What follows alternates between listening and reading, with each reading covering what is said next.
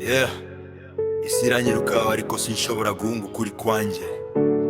Ninjye wateye ubwoba, ninjye wateye urusaku. Jay Stone, umwana wa Kiribata Mahoko. Ndashakwa wanti. Naukiye mu buzima butanga amasomo akomeye. Umuhanda umpindura mugabo sinkuru zo mu bito.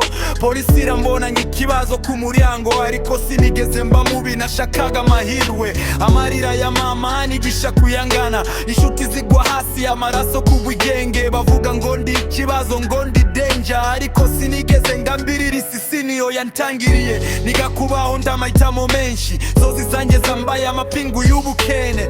Niba ari icyaha gushaka kubaho neza, none nyo yego y'umunyabyaha ukuri. Ndashakwa one day kubera ko mvuga ukuri. Ndashakwa one day kubera ko ntapfukamira buri. Ku mihanda bavuga ngo ndi ikibazo, ariko mu mutima wanjye ni umusirikare w'inzozi. Ndashakwa one day munsi y'ukwezi ro mu ijoro. Ndashakwa one day ariko sinzaba ku murongo. iyo isi irwanya intambwe zanjye, zapapagaze aho kuba upfukamye.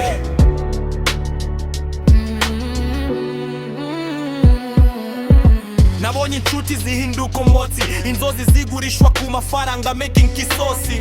Imbunda sizo zatwigiza abagome, n'inzara nyakarengane n'ubuyobozi bw'iteteka. Bambwira ngo mpinduke ngombe nkabo, ariko sinshobora kugurisha umutima wanjye kwizina. Niba gutsimbarara kukurera icyaha, none mwandike ni ku rutonde rw'abashakwa. Mfite amagambo komeretsa nk'abalistics, rap yanjye ni message si entertainment gusa. Ndirimba ku bapfuye barafite ijwi, no ku bakiri bazima ariko bapfuye mu nzozi.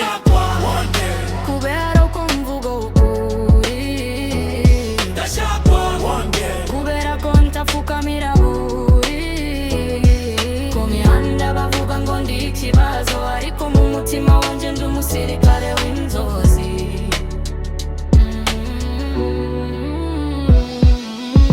Mama yarambuye umuramana wanjye, niyo baguhiga ukuri kuza guhisha. Sinzaba umuwere mu maso y'isi, ariko nzaba umunyakuri mu maso y'isi. Sinshaka ikamba rishingiye ku maraso, shaka amahoro ku mutima wanjye n'uw'abandi. Ariko niba amahoro asaba imirwano, nzayirwana nditaye ku zina banshiraho. Banshira ku maposta wanted battle life, just ngo mukiribata Mahoko ndatima njyana caya wife. Andika amateka n'inkobu ku mutima, kuko ubabare bwanjye bwabaye inkuru. ariko sinzacecekeshwa. ijwi ranjye ntirizimwa. iyo banshize mu mwijima wose, saka nk'urumuri rwo ku muhanda.